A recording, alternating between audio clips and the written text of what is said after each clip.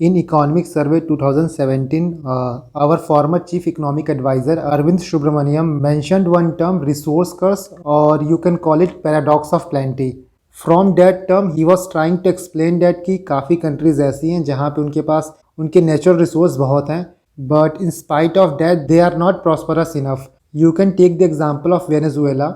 OPEC group of countries में सबसे ज़्यादा ऑयल प्रोडक्शन वेनेजुएला ही करता है, बट फिर भी वेनेजुएला की इकॉनमी टोटली शैटर्ड है.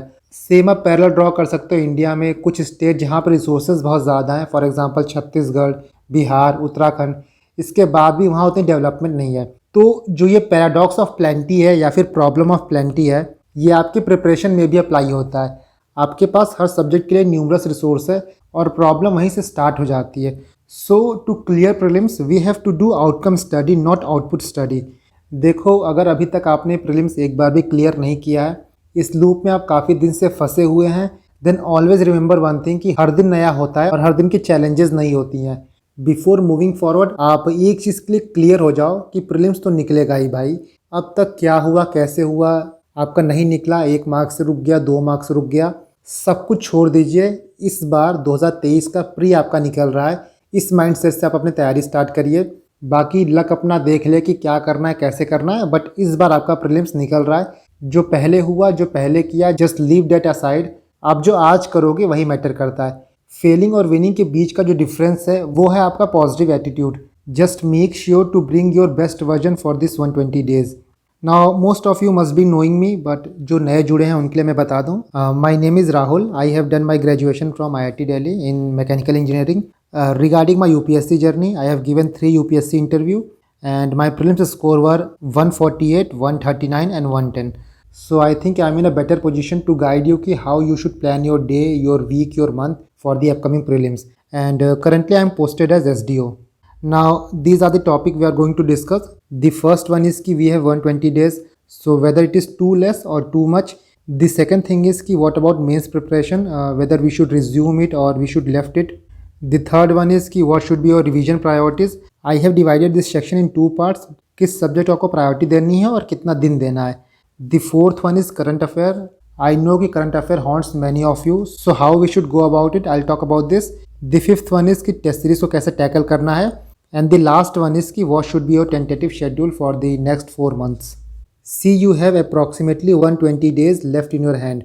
सो आगे बढ़ने से पहले सबसे इम्पॉर्टेंट क्वेश्चन यही आता है कि क्या 120 डेज़ इनफ है प्रीलिम्स क्लियर करने के लिए. यहाँ पे स्पेसिफिकली मैं प्री की बात कह रहा हूँ. तो देखो, टू बी फ्रैंक, अगर आपने यूपीएससी की तैयारी जनवरी से स्टार्ट की है और आपका टारगेट सिर्फ और सिर्फ प्री भी है, तब भी आप 120 डेज़ में प्रीलिम्स को क्लियर कर लोगे, भले ही यूपीएससी क्लियर ना कर पाओ. तो येस, 4 मंथ या 120 डेज़ टू मच है आपके प्रीलिम्स के लिए, but your focus should not be only prelims. आपका टारगेट ये होना चाहिए कि आप यूपीएससी क्लियर करो, ना कि सिर्फ प्री क्लियर करो. देखो, यहाँ पे 2 ग्रुप ऑफ स्टूडेंट्स हैं जिनको मैं स्ट्रिक्टली बोलूँगा कि आप 2023 का प्री मत देना. पहले वो जो सिर्फ एक्सपीरियंस के लिए प्रीलिम्स दे रहे हैं. कुछ कैंडिडेट ऐसे भी होते हैं जो अभी तैयारी स्टार्ट किए हैं और उनको पता है कि उनकी यूपीएससी की तैयारी नहीं है, बट फिर भी वो फॉर्म भरते हैं just to gain the experience. So for them I will say कि आप लोग एग्ज़ाम मत दो. बिकॉज क्या होता है ना कि आपने पेपर दे दिया, आपके दिमाग में ये तो रहता है कि मेरी तैयारी नहीं है और सिर्फ एक्सपीरियंस के लिए मैं पेपर दे रहा हूँ, बट फाइनली जब आपका सिलेक्शन नहीं होगा तो वो एक नेगेटिव मेंटेलिटी आ जाती है. आपका अटेम्प्ट ख़राब होता है, आपका कॉन्फिडेंस भी लो होता है. And the third thing is कि आप अपने पोटेंशियल को जज नहीं कर पाते हो. आपको नहीं पता चल पाता है कि पेपर का लेवल कैसा था और आपकी तैयारी कैसी थी. अल्टीमेटली ये माइंडसेट आपके नेक्स्ट अटेम्प्ट को भी हैम्पर करेगा. And this second one is कि कुछ लोग मुझसे ये पूछ रहे थे कि सर, जैन में हमने तैयारी स्टार्ट की है तो क्या हम यूपीएससी निकाल सकते हैं. किसी भी एग्ज़ाम को क्लियर करने के लिए उस एग्ज़ाम की जो डिमांड है, जितना समय मांगता है उतना आपको देना पड़ेगा. So unless and until you are not a super human, बहुत मुश्किल है जैन में स्टार्ट करके यूपीएससी क्लियर करना. आप प्रीलिम्स क्लियर कर सकते हो बहुत आराम से, बट मेंस क्लियर करना बहुत मुश्किल हो जाएगा. सो इन दोनों के लिए मेरा सजेशन ये होगा कि आप अगले साल की तैयारी करो आराम से, अपना बेस बनाओ, अपना फाउंडेशन बनाओ. नाउ जो लोग तैयारी कर रहे हैं वो क्या करें, अभी वो मेंस की तैयारी करें या फिर प्री के मोड में आ जाएं. देखिए, यहाँ पे 2 टाइप के लोग हैं. एक ऐसे होंगे जो प्रीलिम्स निकाले होंगे, जो मेंस निकाले होंगे, जो इंटरव्यू तक पहुँचे होंगे. तो जो ऐसे लोग हैं वो मेंस की तैयारी कर सकते हैं. वो एटलीस्ट 15 या 16 फेब तक आराम से मेंस की आंसर राइटिंग कर सकते हैं, या फिर उनको लगता है कि उनका एसे एथिक्स कुछ भी बचा है तो उसको कंप्लीट कर सकते हैं. बट वो लोग जिनका ये पहला अटैम्प्ट है और जिन्होंने अभी तक एक बार भी प्री नहीं क्लियर किया है, for them I advice you कि अभी से आप प्री के मोड में आ जाओ, मेंस को छोड़ दो। देखो जितनी आपकी मेंस की तैयारी हुई है, बाकी तैयारी आपकी प्री के बाद हो जाएगी। एक बार आपका प्रीलिम्स अच्छे मार्जिन से क्लियर हो जाएगा तो मेंस की तैयारी आप प्री के बाद करना। एंड मिशन इम्पॉसिबल में एक कोट है ना कि desperate situation is desperate measure. उस वक्त आपके पास जितना टाइम रहेगा उस हिसाब से अपनी मेंस की तैयारी करना, बट इस वक्त आप प्री में लग जाओ। So start preparing for prelims from today onwards. कल का भी वेट नहीं करना है, आपको आज से तैयारी स्टार्ट कर देनी है। Now the next thing is कि सब्जेक्ट की प्रायोरिटी आपकी क्या होनी चाहिए और रिवीजन प्रायोरिटी क्या होनी चाहिए। इस पर बात करने से पहले let us do one exercise. ये आपके 2022 का पेपर है, 2022 का, ये पेज नंबर 9A है। इस पे 4 क्वेश्चन दिए गए हैं, question number 13, question 14, question 15 and question number 16। पहले क्वेश्चन को आप देखो, ये आपको लक्ष्मीकांत में मिल जाएगा, बेसिक लक्ष्मीकांत पढ़ोगे ये क्वेश्चन आप सॉल्व कर लोगे। क्वेश्चन नंबर 14 देखो, ये क्वेश्चन भी इजीली लक्ष्मीकांत सॉल्व करके हो जाएगा। Now question 15, exclusive power of Lok Sabha, ये भी काफ़ी इजी क्वेश्चन है और लक्ष्मीकांत से आप आराम से टैकल कर लोगे। Now question 16 anti defection law के ऊपर है and this is also very easy question. So यहाँ पे जो चारों क्वेश्चन है सबके लिए आपको 2 मार्क्स मिलेंगे and easily you can tackle these 4 question अगर आपने लक्ष्मीकांत पढ़ा होगा तो। नाउ ये देखो, ये आपका पेज नंबर 21A है, यहाँ पे भी आपको 4 क्वेश्चन मिलेंगे, question number 41, question 42, question 43 and question number 44। यहाँ पे जो 41th क्वेश्चन है वो है क्लाइमेट एक्शन ट्रैकर। बहुत मुश्किल है कि आपने इसको पढ़ा होगा, चाहे आप करंट अफेयर पढ़िए या फिर स्टैटिक पढ़िए। दिस सेकेंड इज, यहाँ पे क्लाइमेट ग्रुप के बारे में पूछा है, EP 100 के बारे में पूछा है। कोई गारंटी नहीं है कि आप एग्जाम में इसको पढ़ के गए होंगे। क्वेश्चन नंबर 43 देखो, ये एक मीडियम लेवल का क्वेश्चन है। नाउ क्वेश्चन नंबर 44, ये भी एक मीडियम डिफिकल्टी लेवल का क्वेश्चन है। आपने पेज नंबर 9A देखा था, वहाँ पे आपने चारों क्वेश्चन सॉल्व कर लिए थे, बट 21A पेज में चारों क्वेश्चन में से हो सकता है आपका 2 क्वेश्चन सॉल्व हो, 3 क्वेश्चन सॉल्व हो। इस एक्सरसाइज से मैं आपको ये बताना चाहता हूँ कि किसी भी सब्जेक्ट की प्रायोरिटी सेट करने से पहले आपको 2 चीज़ देखना होगा, उसकी इंपॉर्टेंस क्या है और उसका कॉस्ट बेनिफिट रेशियो क्या है। क्योंकि एग्जाम में हर सही क्वेश्चन के लिए आपको 2 मार्क्स मिलेंगे। ऐसा नहीं कि बहुत डिफिकल्ट क्वेश्चन कर लोगे तो आपको उसका 3 मिल जाएगा और ईजी करोगे तो 1 मिल जाएगा। सब के लिए आपको 2 मार्क्स से अलॉट होंगे। सो आपका फोकस ये होना चाहिए कि जो ईजी क्वेश्चन हैं, जो मीडियम डिफिकल्ट क्वेश्चन है, उनको टैकल करना है, ना कि जो टफ क्वेश्चन होते हैं। इंपॉर्टेंस की बात करें तो यू कैन सी है 2013 से लेके 2022 तक का ब्रेकेज है। बाकी कट ऑफ की बात करें तो लास्ट 4 ईयर से कट ऑफ 100 से नीचे ही रही है। 2018 में 98 कट ऑफ थी, 2019 में 98 कट ऑफ थी, 2020 में 92.51 एंड 2021 में 87.54। डैट मीन्स कि आप 100 क्वेश्चन में से अगर 50-55 क्वेश्चन भी सॉल्व कर लेते हो करेक्टली तो ईजिली आप कट ऑफ को क्लियर कर लोगे। और ये चीज़ आपको दिमाग में रखते हुए सब्जेक्ट को प्रायोरिटी देना है। So based on the weightage, based on the cost benefit ratio, ये सब्जेक्ट आपके सुपर इंपॉर्टेंट है और उसी हिसाब से आपको टाइम अलॉट करना है। फॉर एग्जांपल पॉलिटी की बात करें, पॉलिटी एक ऐसा सब्जेक्ट है जो मैक्सिमम लोग का तैयार रहता है और मैक्सिमम लोग इसमें सही भी करते हैं। सो पॉलिटी क्वेश्चन अगर आप गलत कर रहे हो तो बहुत पीछे हो जा रहे हो लोगों से। इसीलिए जो चीज़ें ईजी हैं, जो आपको लगता है कि आपका स्ट्रॉन्ग पॉइंट है, उसको गलत नहीं करना है, इग्नोर नहीं करना है। कई बार ऐसा होता है कि हमको लगता है कि यार पॉलिटी तो आता ही है, मॉडर्न हिस्ट्री तो आता ही है, इसको नहीं पढ़ते हैं, इसको बाद में पढ़ते हैं, इसको कम पढ़ते हैं, और वहीं आप गलती करते हो। अगर आप इन 4 सब्जेक्ट को अच्छे से प्रिपेयर कर लोगे प्लस करंट अफेयर देख लोगे, बहुत आराम से आपका कट ऑफ क्लियर हो जाएगा। बाकी जो सब्जेक्ट लेस प्रायोरिटी में आते हैं वो आपका हो गया ancient history, medieval history and art and culture. यहाँ मैंने साइंस को इंक्लूड इसलिए नहीं किया है because science mostly current affair based आता है और साइंस का जो भी आप स्टैटिक पढ़ोगे वो करंट अफेयर से ही पढ़ोगे। एज सच आपको साइंस के लिए कोई स्टैटिक बुक नहीं पढ़नी है। So now depending upon the priority आपको नंबर ऑफ डेज अलॉट करने हैं। मॉडर्न हिस्ट्री आपको 10 डेज़ में कंप्लीट करना होगा, पॉलिटी के लिए 15 डेज़, इकोनॉमिक्स के लिए 10 डेज़, ज्योग्राफी में आपको इंडियन ज्योग्राफी के ऊपर ज़्यादा फोकस करना है, उसके बाद सेकेंड आपका वर्ल्ड ज्योग्राफी। 7 डेज़ में आपको ज्योग्राफी कंप्लीट हो जाएगा और एनवायरनमेंट आपको 7 डेज़ में करना है। बाकी एंशिएंट, मिडिवल और आर्ट एंड कल्चर के लिए मैक्स टू मैक्स आपको 7 डेज़ देना है। इसमें भी आपकी पहली प्रायोरिटी होगी art and culture, second ancient and the third one is medieval. इन सारे डेज़ को आप ऐड करोगे तो टोटल 56 डेज़ होता है। इसकी क्या इंपॉर्टेंस है इसको हम आगे देखेंगे। तो यहाँ पे आपका रहा नंबर ऑफ डेज़, किस सब्जेक्ट के लिए आपको कितना डेज़ अलॉट करना है। नाउ करंट अफेयर की बात करते हैं and one thing you have to remember कि आपका एग्ज़ाम, आपका प्रीलिम्स तो स्टैटिक ही निकालेगा। डैट डजंट मीन कि करंट अफेयर इंपॉर्टेंट नहीं होता है। 30% वेटेज आपका करंट अफेयर का रहता है और 70% आपके स्टैटिक का रहता है। सो उसी हिसाब से आपको प्रिपेयर करना है, उसी हिसाब से आपको प्लान करना है। जो लोग विजन की मंथली पढ़ रहे हैं वो मंथली पढ़ते रहें, बट अभी टाइम कम है तो वो क्या कर सकते हैं, मंथली में एनवायरनमेंट, इकॉनमी, साइंस और आईआर का पोर्शन जो है फोकस कर सकते हैं। सोशल इश्यूज़ हो गया, आर्ट एंड कल्चर हो गया, इसको इग्नोर कर सकते हैं। और बाकी जिन्होंने अभी तक मंथली नहीं पढ़ा है या तो करंट अफेयर प्रिपेयर भी नहीं किया है, तो वो विजन की PT 365 पढ़ेंगे। And trust me, this is more than enough. 2-3 resource आपको नहीं फॉलो करना है, सिर्फ एक फॉलो करना है, एंड डेट इज़ PT। इसमें भी टोटल 5 आपको पढ़ने हैं, इकॉनमी के, एनवायरनमेंट के, साइंस एंड टेक के, IR के, और एक अपडेटेड आती है अप्रैल में, उसको पढ़ना है। इसके अलावा कल्चर की आती है, गवर्नमेंट स्कीम की आती है, सोशल इश्यूज़ की आते हैं, पॉलिटी की आती है, उसको पढ़ने की ज़रूरत नहीं है। These 5 are the most important. And average आप देखोगे तो 100 पेज होता है एक PT में, 100 एवरेज आउट करके। फॉर एग्जांपल IR में 70 होगा तो वहीं इकॉनमी में 120 होगा, तो आप एवरेज 100 ले सकते हो। और PT को आपको 15 दिन में ख़त्म करनी है, एंड इट इज़ पॉसिबल। मैं एक वीडियो बनाऊंगा कि PT को कैसे इफेक्टिवली पढ़ा जाता है। I use to complete PT in 5 to 6 hours, और स्ट्रेटेजिकली पढ़ोगे तो आराम से 5 से 6 घंटे में ख़त्म हो जाएगा। सो this is regarding your current affairs. और PT पढ़ते वक्त ना काफ़ी चीज़ों को सर्च करना पड़ता है, काफ़ी गूगल करना पड़ता है। तो जब मैं PT की वीडियो बनाऊंगा कि PT को कैसे पढ़ा जाता है, उसमें मैं आपको सारी चीज़ें डिटेल में बताऊंगा, so don't worry about that. Now test series को लेके भी काफ़ी इश्यूज़ हैं। टेस्ट सीरीज़ कितना करना है, कब करना है, कैसे करना है।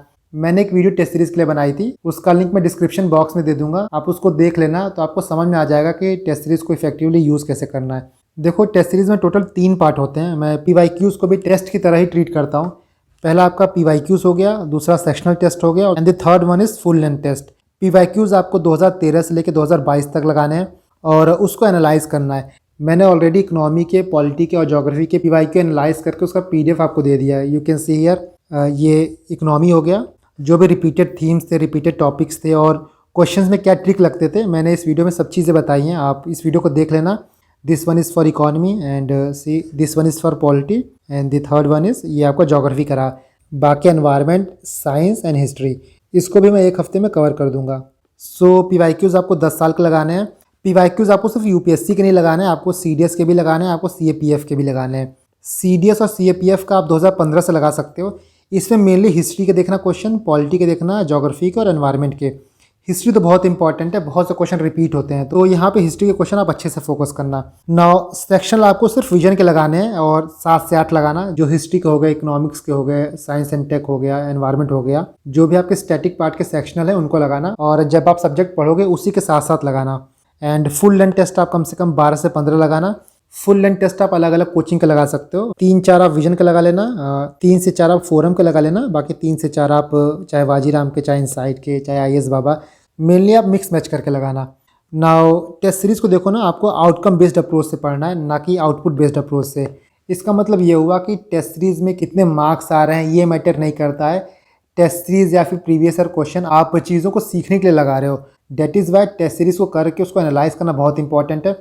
जब तक आप टेस्ट सीरीज़ का एनालिसिस नहीं करोगे, क्या चीज़ें आपकी गलत हुई हैं उसको आप देखोगे नहीं, उसको नोट डाउन नहीं करोगे, टेस्ट सीरीज़ में कैसे क्वेश्चन आपके गलत हो रहे हैं, कितना आप रिस्क ले पा रहे हो, यही सारी चीज़ें गेज करनी होती हैं।